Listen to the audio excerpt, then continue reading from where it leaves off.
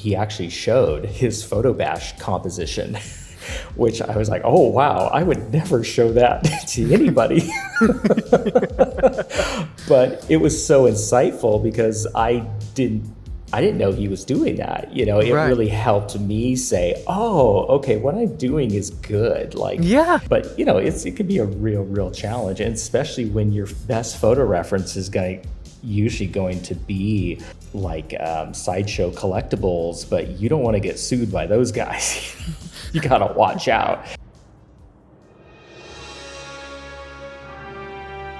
Welcome to your local Cineplex.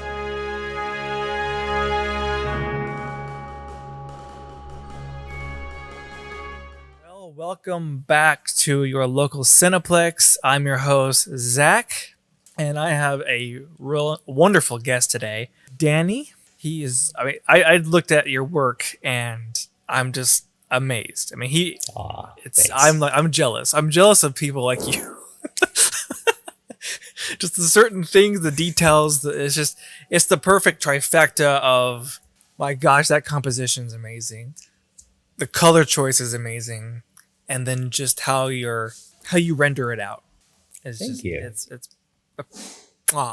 perfect. Perfection. Perfection. So, for the audience who don't know you, please introduce yourself and the great work you have done. Thank you. I am blushing a little bit if you can't see me. Thank you. It's very sweet.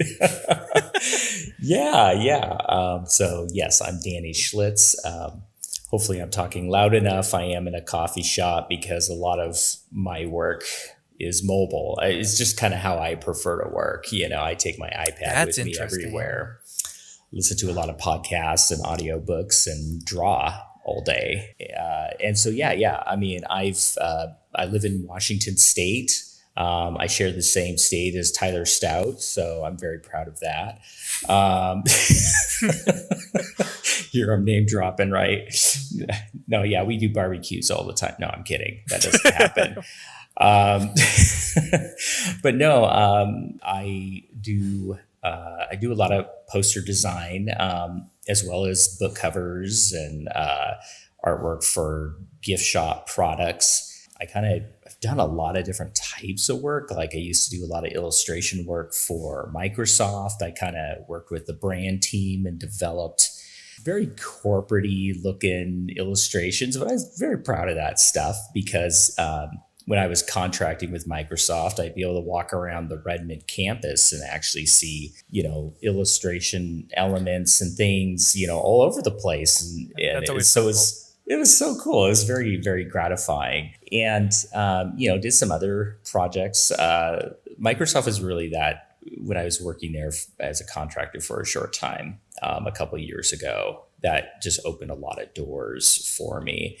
As a contractor, sometimes depending on what team you work on, sometimes you just have a lot of time on your hands, and you got to be ready when something needs to get made. You make it, and you got to drop everything. But I would have time to just draw sometimes. I shouldn't say that too loud. Hopefully, no ex-managers listening. But yeah, that was a great opportunity, and got to go to Times Square and see some animations and things like that I did for Times Square for their one of their digital billboards. Yeah, I mean the movie poster thing really. The alt movie posters really came out of, it was about 7-8 years ago. That sounds about right. Yeah, when I heard about the poster posse, and I heard about, I started just following, these trails, these threads, right? And I would just find this incredible work. And I thought, could I do that? I thought, this looks like fun. And so I really, after work, I would just start making posters. And I mostly started in Illustrator, in Adobe Illustrator, drawing a lot of stuff with a mouse, and which is challenging, but I really got used to it. It was kind of fun, but at some point I realized I need to get an iPad. I need to start digital painting, Right. I mean, used to paint, acrylics and oils and watercolor and things like that. But then I love the versatility, I can make a mistake. And Yeah. I mean, it wouldn't be the end of a piece of art or trying to paint over something, wait for Right. something to dry Yeah. to paint over it. And so with the iPad and the software I use is Adobe Fresco, which is kind of their equivalent to Procreate. And early adopter to that software, and I love it. I love it. I use it all the time. That just gave me the ability to take my iPad anywhere, drop Yeah. one of my kids off at, cheerleading practice or karate or something. And then I could just get a coffee and sit in my car and draw for a couple hours. And I was always I love the stoked. mobility. Yeah. Yeah. So I don't spend a lot of time in the studio. I'm out and about, Yeah, I mean, plenty more about me and work that I've done. But yeah, I'll just kind of Yeah. tie it up there. I can always tell, and this is like, because your work is like, it's interesting. It's somewhat technical in how you do it. It's just everything's so perfect and nice. And so I wonder if that's because you came from starting out in Illustrator and more vector-based stuff, because it has that look to it. It's same with another great artist, Courtney A. Martin, Oh yes, another poster definitely. posse. Love her. It kind of reminds me of that, and it's that technical style that it ain't me. I can't do it.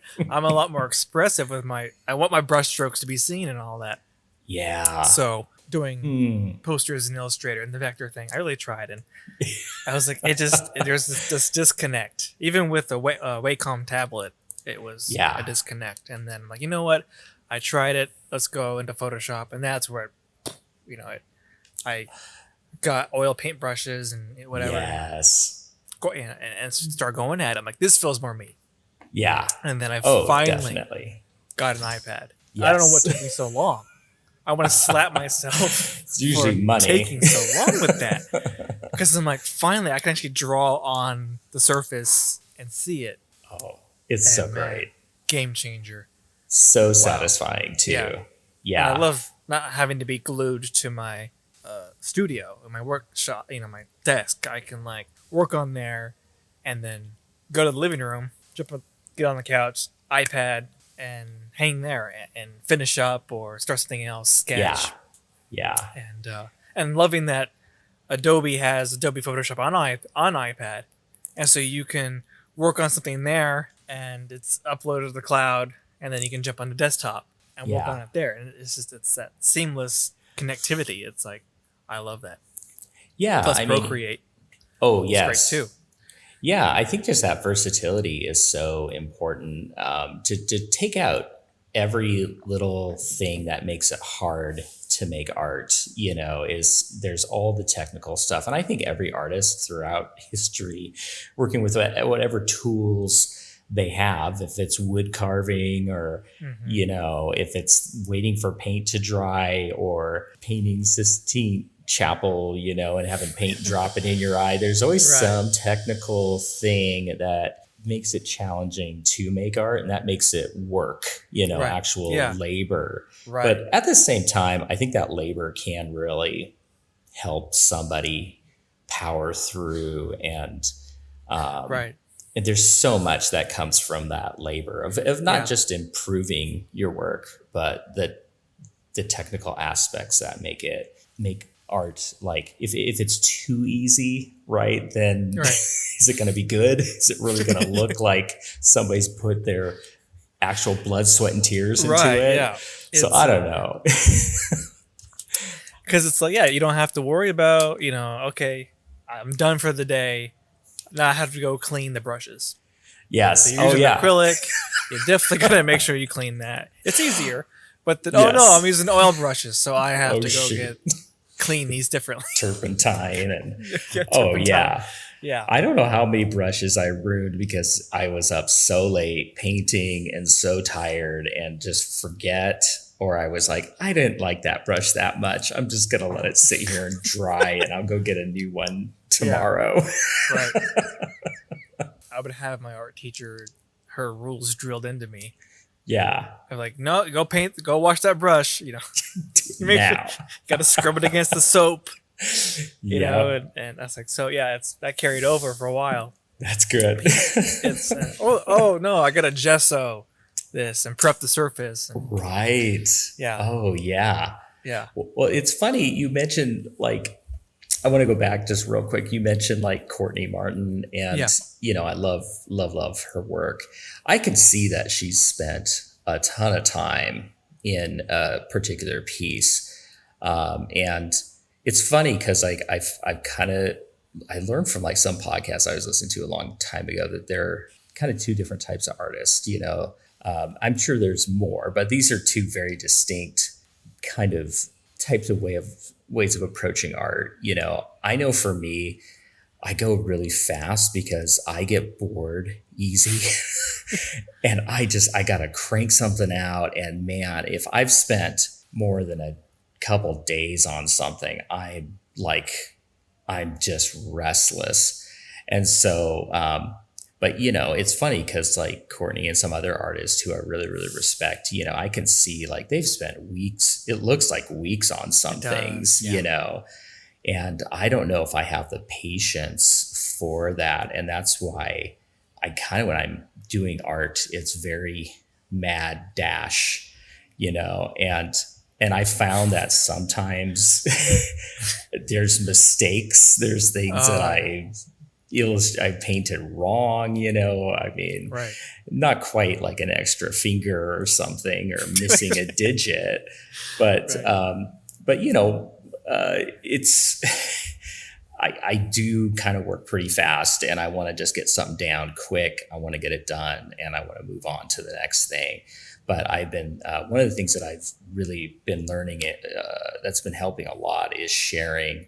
There's a couple artists that I share with pretty regularly and get their feedback and thoughts. And some of these people really offer great advice and they'll see something that's just like, I don't know, I don't know about this, is this quite right? And then there's people I've gone to that graciously respond to me, like Sam Gilby, he really drilled into me like, you got to get likeness, you got to get likeness, you got to get it better. And that really challenged me because I kept thinking, of course this looks like Michael J. Fox. What are you talking about? Yeah. Because I've been staring at it for way too long. Right. And so but that's also really helped too with like Hero Complex. Those guys have been really helpful. Adam has been one of these guys there who has, whenever I'm doing a piece of art and I'm asking him, what do you think? Like he'll really challenge me. And I feel like I've got work I've done for them that is so much improved and so much better than I ever thought, because somebody was challenging me instead of just working in a silo. Yeah. So those are some really important things, is not just to work in a silo and then post it, like actually share with people who will push back, not people like, mom will always love everything I do. Right. Yeah. Like, I know I'm not that good. Come on. Helps me with my ego a little bit. Right. But still it's like, thanks, Mom. That's imperative. That's very important to have. It's good. I'm kind of slowly building that up myself. Like I have one guy, shout out to Aaron, who helped me. I'll email, hey, there's this, like I did a recent Dune piece. Yeah. And he was like, yeah, this is not working. That's weird. And I was so thankful. I'm like, thank you. This is actionable stuff I can jump in and do. And I worked on it, sent it back to him. He's like, yeah, this is perfect. You've made a huge improvement. So very helpful in that. Yeah, exactly. Likeness. So it's like, you got to get the likeness. You got to work on that. So, okay. Yes. And thanks to Sam Gilby, his Domestica course. I jumped on that. I'm so, if I ever meet him in person, I'm going to have to give him a hug. Yes. Thank you. Because I'm like, dude, this is like, it was like gold fighting this and seeing the process. And that's what helped my June poster. Yeah. I was able to yeah. get those likenesses down because of his course. And Yeah. man. Yeah, just take in and absorb. And all the artists I've met in the alt poster community they've all just been incredible. Like, people really share. Obviously some people, they're just too busy, and I get it, and I'm sure they are getting emails every single day, but then some people will respond, and you just kind of have to go out there and find those people. Don't bug them over and over, right? But definitely ask questions, get a little feedback, and man, it can make all the difference, Yeah. Even if it's something like, like even I knew, like, okay, my likenesses are not as good as they could be, but hearing Sam Gilby, say, like, you really need to work on this. I'm like, okay, I heard it from the master. Yeah. I definitely need to work on this. Right. Yeah. That's huge to have Sam in your corner. Yes. Yeah. Yeah. Sam's definitely someone I'm like, I know he's probably super busy, but I'm like, I really do want to send this work and get his feedback.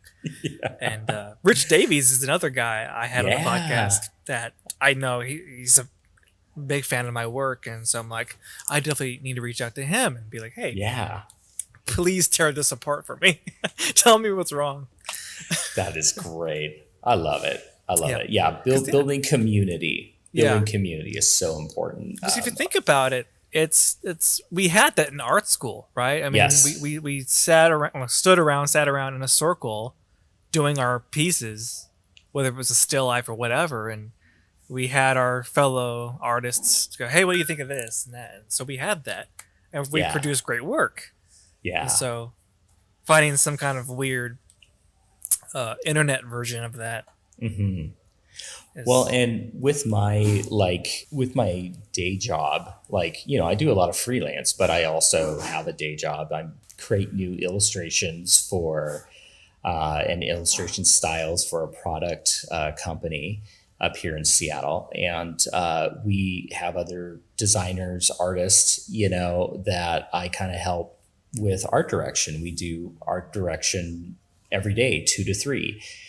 So people show what they're working on, and our art director, will give feedback. I was kind of interim art director for a very short, for about a year, until we got someone who would be just focused on art direction and managing and things like that. But, every day we do come to the table and show the work and talk about it, give critiques. And the great thing is the more critiques, the more often we're critiquing, and I get to see these artists grow, and it's just so exciting, because if we're saying the same thing, like, add more atmosphere, because we're doing a lot of landscapes and things like that. Like, we need more atmosphere. That hill or mountain off in the distance is just as dark as your most foreground elements, like, we need to have steps, we need atmosphere. And at some point, when people start to really get it, it's life-changing for their artwork. So anyways, that's why I think it's just so important to be constantly getting critiqued, Right. Yeah. That's important to do that. Because I'm to an extent the same way as you. I'm impatient to the point, but it's more of like, I'm so excited to see it finished that I feel like I may rush a bit through it, and maybe certain things can be rendered a bit better. So that I know that's definitely one of my struggles I deal with, where the rush happens. I'm like, I want to get it out. So when I see someone like your work, or even Courtney's work, where you can tell there's like the detail, I'm like, that took time. Oh yeah. I mean, obviously super impressive, but that's like taking a week in that small little section. I couldn't do that. Oh yeah. Oof. I'm jumping around. I'm like, okay. Yeah. Well, I'm curious, with your work, like when you're illustrating, painting, whatever, do you kind of jump around from section to section? Like, or are you like one actor, you're focused on them till it's finished and then you move on? Or how do you layer up? I pretty much, it's for the most part, I do focus on like the actor, that one actor, and get it down, and then I'll move to the next. But it kind of, I'm not strict in that. I'm not consistent with that. Sometimes I'll kind of jump around because I'm trying to make, I'm kind of like, well, I remember how I did this. I want to make sure I do the same technique over there, and I may not remember doing it, so then I'll kind of jump and do it. But yeah, I think for the most part, I'm focused on one spot. I think for me, like I oftentimes working from reference, right? You know, I'll do a lot of photo bashing, right? Yeah. Which I was so excited because at one point I saw Matt Taylor, his artwork for Avengers Endgame, and it has, you know, so many actors on there. I mean, wow. And it's, you know, anything Endgame is going to be filled with tons of people. I remember he actually showed his photo bash composition, which I was like, oh, wow, I would never show that to anybody. But it was so insightful because I didn't know he was doing that. You know, it really helped me say, oh, okay, what I'm doing is good. Like, you know, and so like photo bashing, but also, you know, you're, especially with like a movie still, right?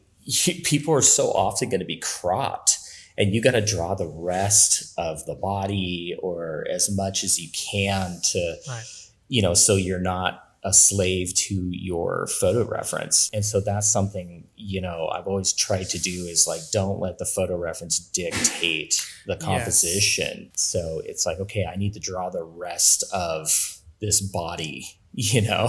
And so sometimes I'm grabbing legs from someone else, you know, and trying to make it feel right. But, you know, it can be a real challenge. And especially when your best photo reference is usually going to be like sideshow collectibles, but you don't want to get sued by those guys. You gotta watch out. They always have the best photography, the best poses, and I'm like, oh shoot, I can't use this, you know. I'll steal it!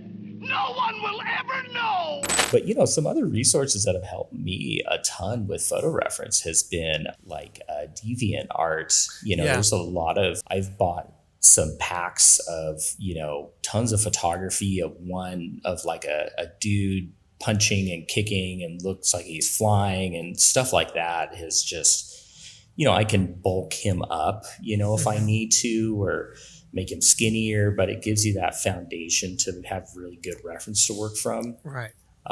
So stuff like that has just been like life-changing, you know, as far as the artwork, you know, and reference. Yeah, that was mind opening for me when I watched like Sam Gilby's course of like, he's just using the image and he's drawing over it, tracing, you know. I'm so you can do it. Yeah. You don't have to lie and say, oh no, I draw that from my mind. Yeah. I think but even the great Drew Struzan, he was like, yeah, I trace. I was just going to say that. I was just going to, that was like, oh, I have permission? Yes.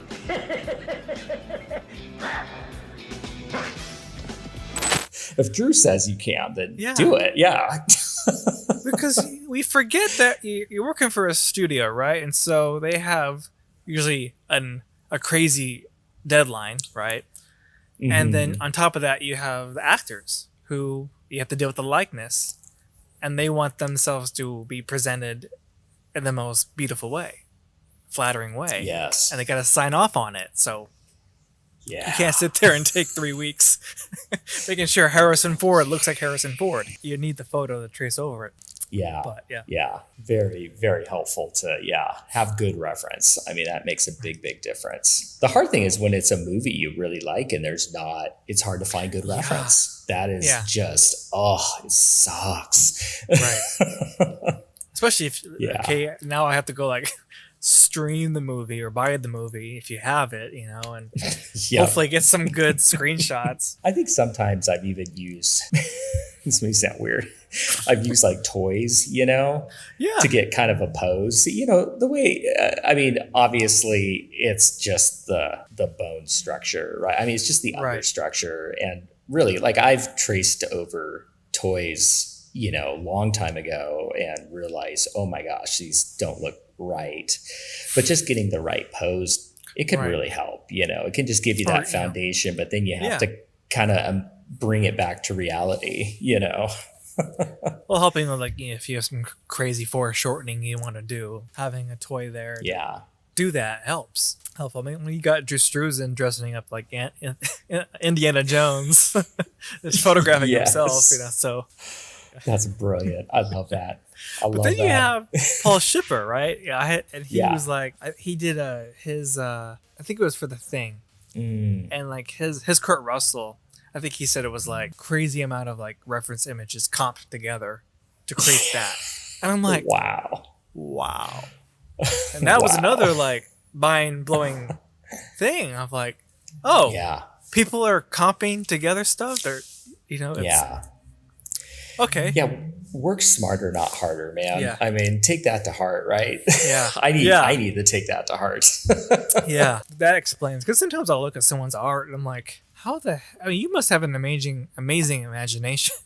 Because where did you get that still? What did you work from? Because I've looked at that movie, I don't see that character in that pose at all. Right. Yeah. That's a challenging thing, right? Is you can come up with new poses, but sometimes if it's just so different than something that's in a movie, you can get people may not accept it, may not react the way you want them to. It's funny because I think about, what was it, like the second Star Wars poster? I can't remember the artist, but Luke's got his chest, his Yes. big muscular chest out there. And it's like, Right. oh, like this person didn't see the movie yet, or they weren't allowed to see the movie, and they kind of Right. added the Boris, big chest. And yeah, I mean, that was like the Conan kind of days, Right. the swords and sorcery. And they definitely, you see that poster and then you watch the movie and you're like, wait a minute. Luke's not this Who's this? buff guy, Yeah. Some space I mean- farm boy. Exactly. Yeah. If they have a gym at Tashi Station or not, but Yeah. Luke definitely didn't visit the gym. That's not the same guy. Bulk up.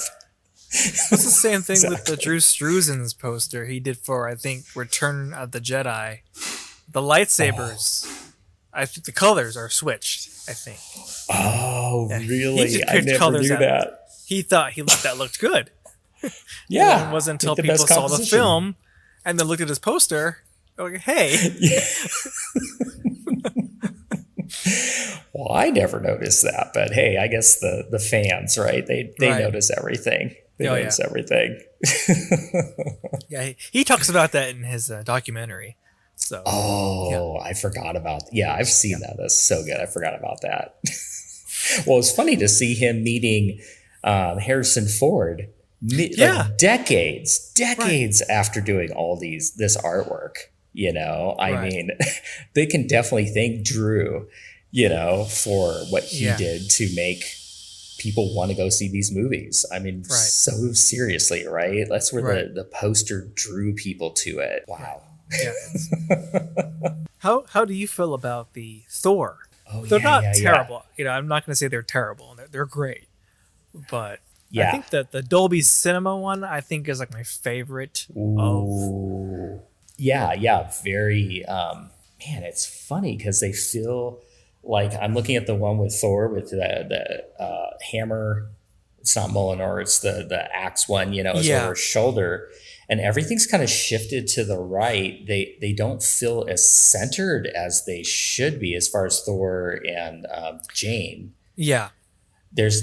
I almost would give up a little bit of space off the left to center them better.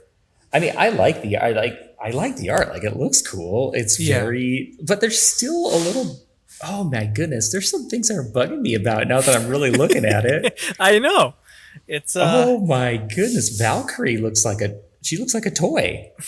Her arms just straight up like, oh yeah. my goodness. Okay, man, now it's bugging me. Yeah. Yeah. Now that you say that, yeah, she does. Oh, wow. Yeah, I probably would have.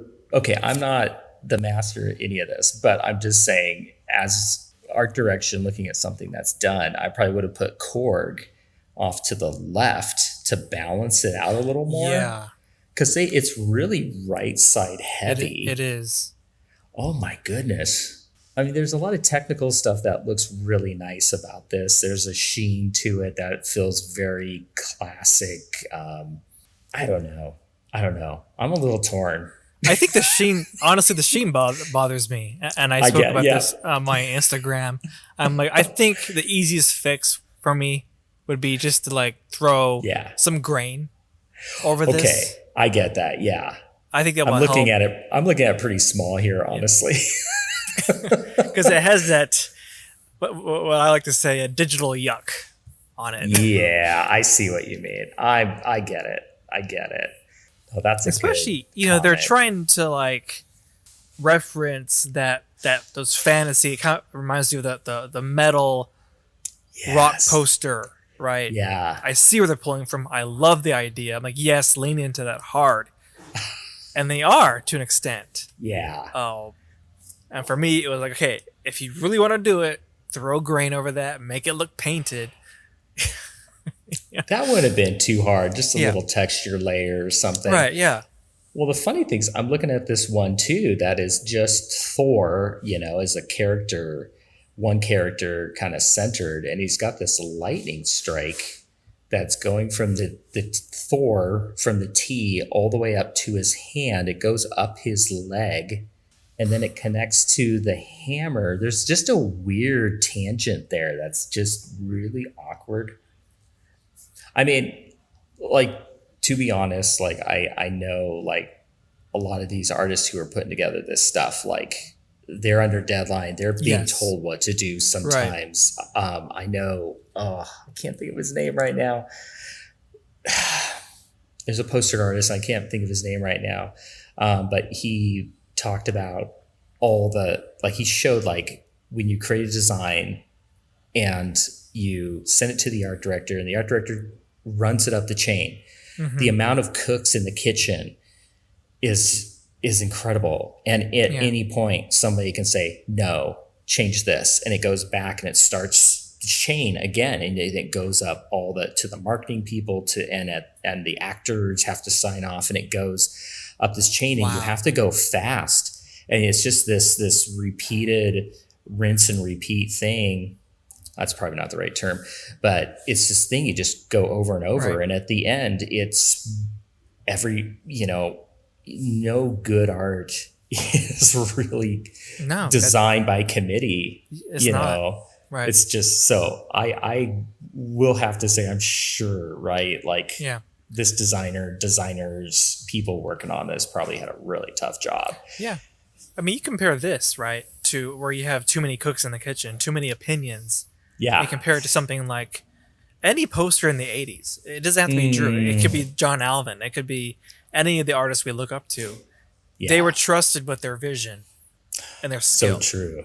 Yeah. And they did it. And the studios respected that. Well, and there wasn't enough time to make quick. I mean, could you imagine Drew Struzan, right? Like, this... Harrison needs his hat crooked, or he needs this change. I need to see it this afternoon. That doesn't happen. Right. But I think because this stuff can be created so quick digitally, that there is an expectation of a fast turnaround. And I know for me, one of the things I've been really trying to do is I create a piece of art and I try not to publish it right away. Like I share it, get some thoughts from people. I'll let it sit for a couple days. Hopefully I'll let it sit for a couple days and I'll, it's like, I gotta show this fast. Yeah, right. And then nobody likes it. Yeah. But no, anyways, you do this thing and then you wait a couple days and you see it with fresh eyes or look in a mirror hold your art up to a mirror and Yeah. see it. Yeah. And that just, that helps me go, wait a minute. I didn't notice that before because I was so focused on the details. I wasn't looking at the big picture. And so there's no time for that with this studio art, there's just no time. It has to be done quick and all these people have to approve it. Right. Yeah. It's got to be really challenging. Yeah. I wonder what they're looking for. I guess that's the question. Like, well, I know you're not an artist, so I know you're not looking at it with an artist's eye. Yeah, are you looking at it with a legality eye, or we need so many of this or that? So I'm curious what the criteria is that these people are signing off on. Oh, it's got to be so difficult. That's why I really enjoy what we can do with all, AMPs. It's just, I think we get that chance to create our vision. There's if it's an official poster, there's still not going to be anywhere near as many people signing off. There's some. It's definitely a smaller group, and it's an artistic vision. It's not the key art. It's not going to be seen everywhere. So I think there's a lot more. It appears, with a lot of these posters, these all posters, that it really is an artist's vision, really. And so I think there's a lot more pleasure and a lot more, I can't wait to show this. It's not the thing you don't put in your portfolio. You want to show it, Matt Ferguson's amazing poster. Oh my gosh. I mean, you look at that and you're like, yes. Okay, please explain to me why this can't be the main key art. Yeah. Well, I mean, I can tell you why, right? Because, I think it's gorgeous. It's one of my favorite pieces of his so far. Chris, you don't see his face, and Jane, they're not as, you wouldn't know who these actors are if you're just the casual viewer, right? But here's this gorgeous piece of work, right? But that's the beauty of these type of posters. So now we got the last top favorite films. And you cheated, and you did not do 3. I did 4. 4. That's right. Yes. So Blade Runner, I just feel like I'm a child of the 80s, and it's a lot of people have the same top 3 or 4. Yeah. But Blade Runner and Star Wars, of course. Oh my gosh. Close Encounters of the Third Kind. And oh my gosh, I can't remember what my number 4, what that last one. Fellowship of the. Oh, yeah, Fellowship of the Ring. Yeah, right. Yes, and then those are Empire the Strikes classics. Back. Empire, yes, specifically Empire Strikes Back. Yeah, a lot of people like that. Yeah, that's the one. That's their favorite of the 3. Yeah. I'm a bit Return of the Jedi. I like a bit more. That's good too. That's good too. I like that really awesome Luke. He's a Jedi Knight. Yes. All right then. Well, I'll let you go. All right. Thanks you so much for giving me your time to come on to the show. Yeah. Thank you, Zach. I've had a great time. It's a great time chatting.